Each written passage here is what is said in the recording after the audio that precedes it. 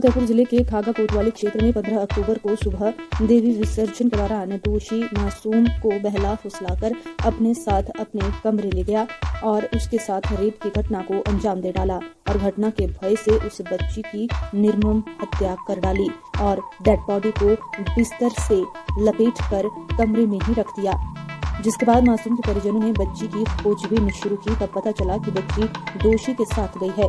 जिसके बाद परिजनों ने दोषी युवक के घर में खोजबीन की तो बच्ची कमरे में ही बिस्तर में लिपटी हुई मिली। मामला अलग अलग समुदायों का होने के कारण गांव का माहौल गर्मा गया, लेकिन उसके बावजूद भी परिजनों ने दोषी को पुलिस के हवाले करते हुए मुकदमा दर्ज कराया था। वही इस मामले में पुलिस ने 7 दिनों के अंदर न्यायालय के समक्ष चार्जशीट दाखिल कर डाली। जिसके बाद मृतका के परिजनों को न्याय दिलाने के लिए वरिष्ठ अधिवक्ता राकेश वर्मा और शासकीय अधिवक्ता सहदेव गुप्ता ने न्यायालय के समक्ष पैरवी की। उन्होंने एक के बाद एक अदालत के समक्ष 17 गवाहों के बयान दर्ज करवाए। एएसजे मोहम्मद अहमद खान ने मामले की सुनवाई के बाद अभियुक्त को दोषी करार देते हुए फांसी की सजा सुनाई। कोर्ट का फैसला आते ही पुलिस ने दोषी को न्यायिक हिरासत में भेज दिया। ऐसा है कि 15 अक्टूबर को दशहरा का दुर्गा पूजा का मेला था ग्राम सुजरई में। वहाँ पर एक दिनेश पासवान नाम का व्यक्ति था।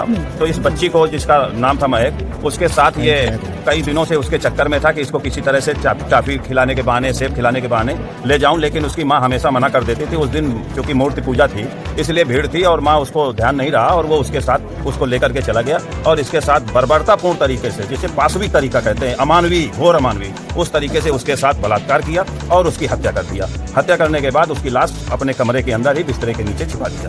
बाद में जब लोगों ने तलाश किया, नहीं पता चला, तो एक पड़ोस के अभय सिंह जी हैं, उन्होंने उसके घर गए और उसको धक्का दिया दरवाजे को। उसके अंदर वो मिला और वो जैसे ही इनको शंका हुई कि इसके अंदर है तो लाश वहाँ मिल गई और वो छुड़ा करके भाग गया। उसी दिन शाम को उसकी गिरफ्तारी हुई और 15 तारीख को ही 9:50 पर इसकी प्रथम सूचना रिपोर्ट खागा कोतवाली में उसकी मां की तरफ से दर्ज कराई गई।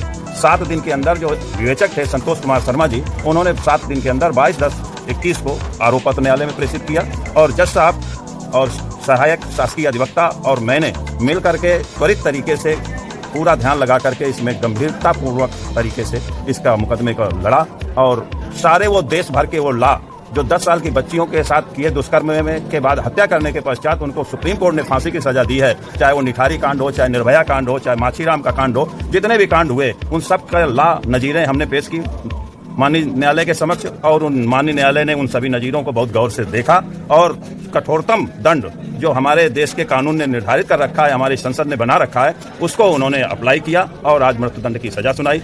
मैं इसमें पूर्ण रूप से निःशुल्क मैंने इसमें सेवा प्रदान की है और लोगों से भी अपने न्यायिक कार्य में जो लोग रत हैं उनसे भी अनुरोध करूंगा कि इस तरह की पाशविक घटनाएं जहां हों उनके साथ उनमें मदद करने के लिए इस तरह से आगे आवें, जिससे इस तरह के समाज में पुनरावृत्ति ना हो सके।